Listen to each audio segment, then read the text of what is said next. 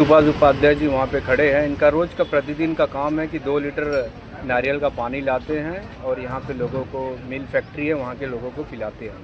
बहुत पुण्य का काम करता है भाई साहब। इनकी दोनों किडनी फेलियर है, लेकिन आज भी इनके शरीर पे देखो कॉन्फिडेंस इनका इतना भरा पड़ा रहता है कि बोलो मत।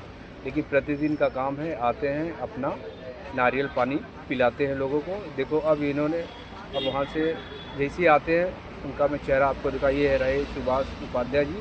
कि उपाध्याय जी आ गए हैं और मैं इनसे ज़रा आप नारियल का पानी दिखाइए। देखो ये 2 लीटर नारियल का पानी है जो प्रतिदिन लाते हैं। भाइयों मैं आप लोगों से गुजारिश करता हूँ, उनको सपोर्ट और हेल्प करिए। 1.5 साल से इनका डायलिसिस चल रहा है और जो लोग आप इनका मदद करना चाहते हो, फ़िलहाल अभी इनका नंबर तो नहीं, लेकिन परेल विलेज में रहते हैं, आप लोग इनसे पर्सनली मिल भी सकते हो। डायलिसिस क्योंकि जीवन तो जीना, कुछ काम हम तो कर नहीं पाते, घर चलाना सब, लेकिन है कैसे ही तो चल रहा है। तो आप लोगों से गुजारिश है जो भी हो सके इनका हेल्प करिए और मदद करिए। परेल विलेज में रहते हैं।